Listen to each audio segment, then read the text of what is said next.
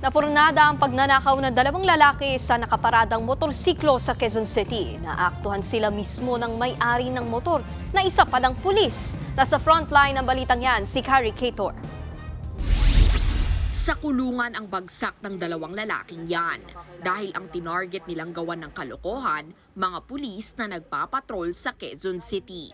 Madaling araw nitong Biyernes nang magpark ng motorsiklo ang dalawang pulis sa bahagi ng Aurora Boulevard sa Cubao para magpatrol. Pero pagbalik nila, naaktuhang tatangayin ng dalawang suspect ang isa sa mga motor. Yung isa ng naming patrollers, ginamit niya yung sariling motor vehicle niya. Pagbalik nila, nakita ng yung may-ari mismo ng motor niya na sinasakyan na ng dalawang suspect yung ano niya. They started to to drive on and get away yung motor niya. Agad nabawi ang motor at inaresto ang mga carnapper na sina alias Rafael at Rito.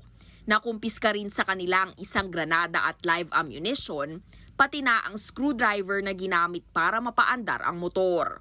Sa investigasyon, lumabas na hindi ito ang unang beses na nasangkot si Rafael sa carnapping. May narecover din sa kanyang 3 motorsiklo na ninakaw umano sa kanilang lugar sa Montalban, Rizal. Itinanggi naman ng mga suspect ang pangangarnap. Hindi po, ma'am. Kasama lang po ako sa kuya ko sa Kuya Mart, ma'am. Kasama lang sa akin yan, ma'am. Para kami po ng panggasto sa bahay, ma'am.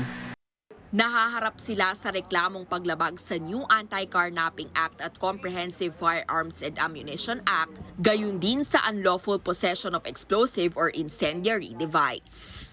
Nagbabalita mula sa Frontline, Carrie Cator, News 5. Mga kapatid, Nikki de Guzman po.